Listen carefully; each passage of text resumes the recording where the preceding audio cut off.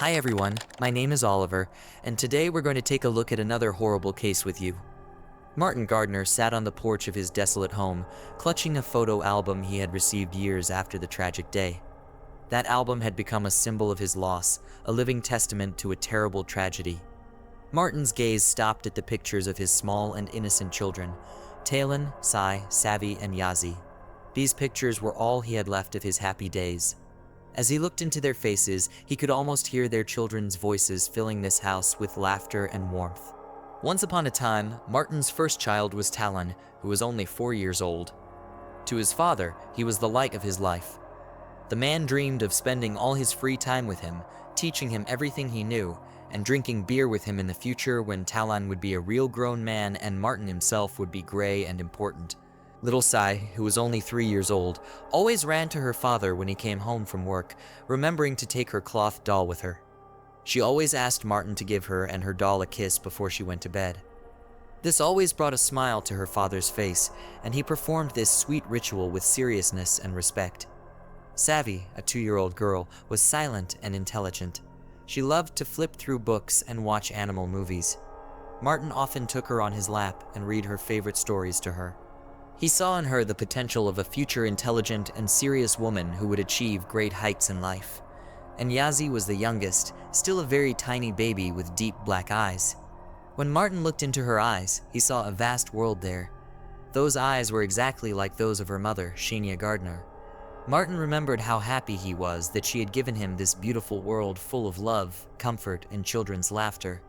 But that world was shattered one fateful day. Shaninia Gardner was born in the late 80s in Memphis, the American state of Tennessee. Little is known about her early years other than the fact that she was the daughter of Eleanor Snodgrass, who once inhabited the cozy cabins of Madison, Alabama.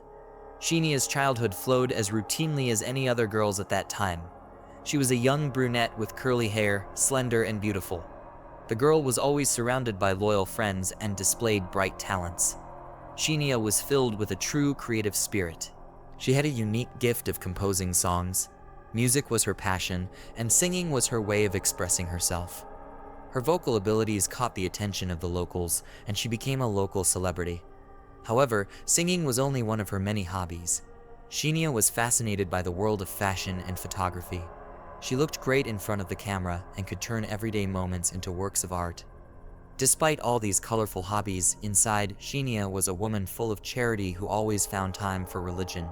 She often attended church and carefully cared for her family. Everything in Shania's life seemed set and promised a bright future. Shania was only 14 years old when she met Daryl Clayton. It started with a casual introduction through mutual friends. They immediately found common ground and became friends. By the time they grew up and graduated from high school, their relationship became more serious, and the young people officially became a couple. Shania and Daryl spent a lot of time together. Everyone considered them serious and stable young people. However, there were some questionable episodes in their record. Both were seen in minor offenses such as traffic violations or disorderly conduct on the streets. In 2008, things got more serious. Daryl was accused of assaulting a woman, and although it was done unintentionally, he was facing serious punishment. The guy got lucky, and soon all charges against him were dropped. Shania and Daryl did not formalize their relationship, but they lived together. In the same year, 2008, the couple had a son who was named D. Shania became a caring mother not only to him, but also to Daryl's 2 children from his previous relationship. Sonia Clayton, Daryl's mother, always saw Shania not just as a woman in love with her son, but as part of her family. Shania was noted for her devotion and care for her children, which made her special in Sonia's eyes. However, the lovers' relationship was not a long one, and little is known about what exactly happened between them. However, even after the breakup, they continued to maintain some distant communication. To Daryl, Shania remained a good wife and a caring mother. When D was just 2 years old, Shania was involved in a small incident. It was a minor infraction, perhaps a parking ticket or a minor argument of no great importance. It was also insignificant compared to what the future held for her. Marrying Martin Gardner was a new phase in Shania's life. Fate had led her to this man who appeared to bring joy and stability to her life. Shania, on the other hand, won Martin over with her kindness and love for children. In her eyes, he saw an ocean of feminine tenderness and wisdom. Their story developed rapidly. In September 2013, they decided to start their life together and moved into an apartment complex in southeast Shelby County. The wedding was just the beginning of a new phase of their life together. Shortly after the celebration, they had their first child, baby Talon, and in 2014, little Sai was born into the world. Soon, two more girls, Savvy and Yazzie, came along, making their big family even happier and busier. In total, Martin and Shaninia had 4 children together, as well as 1 child from the young woman's previous relationship. For the young mom, children always came first, and she enjoyed working part-time at the children's hospital. Moreover, she was actively involved in a center that raised funds to help children. It was her calling, and she gratefully dedicated her life to helping those in need. On the cusp of a terrible event, Friday, July 1st, 2016, an ordinary day that didn't portend anything out of the ordinary, around noon, Shaninia was on the phone with her husband, Martin. Her voice was calm, as it usually is. She told her husband that she was going to watch a movie with the kids. There was nothing to indicate that something terrible was going to happen on this ordinary day. And then, at that moment, when the spouses were having a quiet conversation, an incomprehensible madness began to happen. Suddenly, Shaninia changed. She took a kitchen knife and went into the living room. There, she attacked her own 6-month-old daughter, Yazzie. The defenseless little girl, who couldn't fight back, was caught in a terrible trap. Her life was cut short in an instant at the hands of her most loved and closest person. Dee, the oldest of the children, he was only 7 years old, witnessed this nightmarish scene, a terrible tragedy played out before his eyes, for which he was too young to understand. The boy thought only one thing. He must do something to save his younger brother and sisters. Panicked and desperate, he ran out of the house.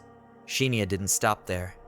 The young woman followed her son out of the house, armed with a knife, ready to continue her nightmarish plan. She rushed after Dee, but the man, terrified and desperate, screamed so loudly that he attracted the attention of the neighbors. A couple of neighbors heard his screams and quickly went outside to see what was going on. They found themselves witnessing a nightmare that did not settle in their minds. Realizing that Dee was being watched, Shaninia went no further. However, the whole horror was not over yet. Shaninia returned to the house where Savvy and Talon were waiting for her. Distraught, she went up to the bedroom where the little ones were. It was the last moments of their innocent lives. Meanwhile, those who witnessed the nightmare didn't waste a second. They quickly called emergency services, asking for help and rescue for little Dee and his younger siblings. At that moment, none of them could have imagined the tragic consequences that awaited this peaceful street. Sheriff's personnel arrived on the scene and were confronted with an eerie scene inside the home at 7449 Southern Hill Drive.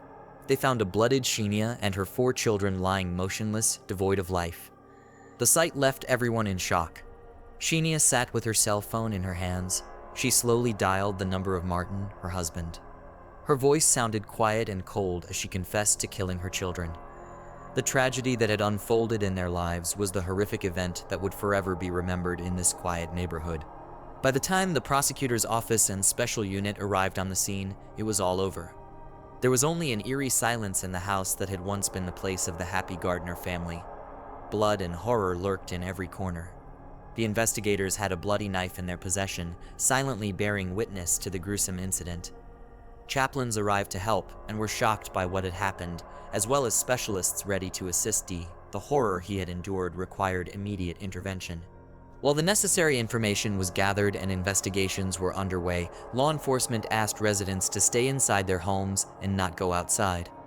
Some did not need this request. They still felt fear and uncertainty. Their homes seemed to be the only safe place. A major operation forced sheriff's officials to close off access to the apartment complex, including the golf area and country club. As for Shaninia, she was apprehended and taken into custody without bail. Her trial was immediately scheduled for July 5th. Society could not remain indifferent to these horrific events unfolding in the life of Shaninia Gardner. No matter how monstrous she was portrayed, she was a mother and a partner who radiated love, care, and joy. According to Michelle Jimin, her co-worker, Michelle vigorously defended Shaninia on social media, speaking out about the unfairness of the allegations. She also brought up an important aspect: postpartum depression. Cases like this have sparked discussion, and Dr. Guy Joel Risman, a psychiatrist at the University of Tennessee Medical Center, confirmed that the killing of children by their own mother is rare and usually accompanied by mental illness. He also pointed out the lack of mental health funding in the state, which leaves many families without the support they need. Dr. Shaninia Barnes, a psychology and postpartum health specialist, explained the difference between postpartum depression and postpartum psychosis, emphasizing that they are completely different conditions with different symptoms. And while Shaninia's exact condition required further investigation, Dr. Barnes doubted that women in a state of postpartum depression would commit such acts. She leaned toward the idea of psychosis. The investigation in Shaninia Gardner's case was arduous. Her defense attorney, Craig Morton, chose not to comment on the case to the media in the early stages, believing it was too early for such discussions. On July 5, 2016, at the court hearing, Shaninia remained silent, appearing only via video link. Judge L. Lambert asked her questions, but the young woman did not utter a single word. After the trial, Shaninia was sent to the Mental Health Institute. Shania's next of kin came to the courthouse, but declined to comment to reporters. Morton's attorney and prosecutor Jennifer Nichols planned to file a motion to preserve evidence in the case, including information gathered from social media. January 2017 brought formal charges against Shaninia on 4 counts: aggravated child abuse, aggravated murder with a deadly weapon, aggravated child abuse, and child neglect. The mysterious and gruesome investigation continued, and the community was left waiting for justice and answers to many questions. The hearing included testimony from Shania's loved ones. On that fateful day, Sonia, Dia's grandmother, was undoubtedly shocked to learn of the terrible tragedy. She immediately arrived on the scene in a desperate search for her grandson D. Sonia maintained that what had happened had nothing to do with the young woman she had once known. She expressed her belief that something supernatural, perhaps of a diabolical nature, was behind it all. As time passed, however, and the initial shock began to wear off, Sonia began to speculate about possible motives. She speculated that perhaps the young couple was in the process of divorce. For fear of being alone, caring for 5 children, Shaninia might have come to the terrible decision to end it all. But despite these reflections, Sonia found it hard to believe. To her, the Shaninia she had once known was far from a person capable of such a horrific act. Daryl, Dia's father, also refused to believe in Shania's guilt. He admitted that although he was never his son's guardian, he was always able to visit him after his relationship with Shaninia ended. But November 2014 was the last time he saw his son. He noticed that each time, Shaninia became more and more radical in her actions and decisions. Every attempt he made to contact his son failed, and he was simply not allowed to be involved in his life. But in fact, Shania's friends and family had long ago noticed that a completely unexpected upheaval had taken place with her. The young woman began to experience a strange discomfort that gradually developed into deep anxiety, paranoia, and even worse, panic attacks. Her behavior became erratic and unpredictable, and many people began to suspect that it might be related to postpartum depression. This came as a real shock to those around her, as Shaninia seemed to be a strong and dependable woman. She had always been the one in control. But now she seemed to have lost her footing. Her sudden change in behavior made many people wonder why this tragic situation happened. The first signs of strange behavior began in March 2015, and none of her friends and family could figure out what was going on. One day, Shaninia left work early and picked up her children. With 5 children in the family car, she headed down an unknown road leading away from their home. At the time, her husband, Martin, assumed that his wife had gone for a walk and to unwind in some park. This was quite typical of her daily routine. However, as the hours passed, she never returned home. Very disturbed, Martin decided to put out an AP for his wife. At the wheel, with 5 children in the cabin, Shaninia headed east and traveled more than 74 miles, separating Memphis from Corinth. But she didn't know anyone here, and she had no apparent reason to go there in particular. She was later found in the emergency room of St. Francis Hospital, but police never revealed how or why she ended up there. Shallow cuts were found on her neck and one of her wrists. If she was trying to take her own life, her only witnesses were her children, but they were too young to realize what was happening. Shaninia was eventually returned home by authorities, but after that, even more bizarre behavior began. She told Martin that someone was threatening her and their family. Her husband was shocked, as Shaninia provided no details about who it might be or why, and there were no prior instances of such threats. Also, when Shaninia was with family and friends, she started complaining about her work and workload. She claimed that she felt very bad about it. Soon, she began to claim that some of her co-workers wanted to harm her. Despite these abnormalities, Shaninia showed no signs of abuse or violence toward her children or others. The long wait for trial was not an easy one, and it was severely delayed due to the numerous psychiatric evaluations the defendant had to undergo. Added to this came the COVID pandemic, which only added to the length of the trial, longer than anyone expected. In 2021, the non-jury trial finally began. The defense focused its strategy on Shaninia's mental illness argument. The prosecutors acknowledged her mental illness, but they insisted that the defendant was still capable of understanding the difference between right and wrong, and was aware of the illegality of her actions. Finally, a Shelby County Criminal Court judge, James, rejected the defense, and in December 2021, Shaninia Gardner was found guilty of all charges against her. In February 2022, Shaninia, 34, appeared in court for sentencing, with her husband, Martin, also in attendance.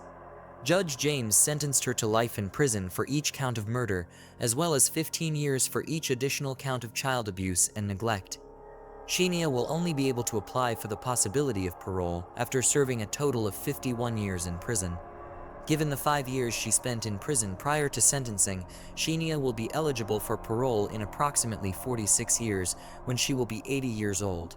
After sentencing, the prosecutor stated that he agreed with the decision because it was consistent with their desire to achieve justice for Martin and his children. In turn, Martin expressed some relief upon learning that Shaninia would never be able to harm any children again. Sonia, Dia's grandmother, stood among people, including neighbors, family members, and law enforcement officers, during an evening vigil at the apartment complex where the family lived, in remembrance of the innocent victims. Those who came to say goodbye held red and white candles and prayed several times for the souls of the departed. The Reverend, pastor of the Baptist Church, noted that the vigil was the beginning of a healing process for the entire community because in the end, the only thing in the hands of those present was a desire to support the surviving baby and his father and help them through this difficult moment. Daryl did not attend the memorial ceremony. On his behalf, Sonia told the media that he was too overwhelmed with anger to show up for the ceremony. The president and CEO of the children's hospital where Shaninia worked also expressed their condolences on behalf of everyone at the hospital. Martin's colleagues set up a social media account to help him with funeral arrangements for his 4 children. During the ceremony, while saying a few words about his children and family, Martin showed incredible fortitude and nobility in his words. In his final speech, he emphasized that his home was happy when his children and Shaninia were there, and that this is how it will remain in his memory. Thanks for watching, guys. That was Oliver with you. Subscribe to the channel. There are many shocking stories ahead.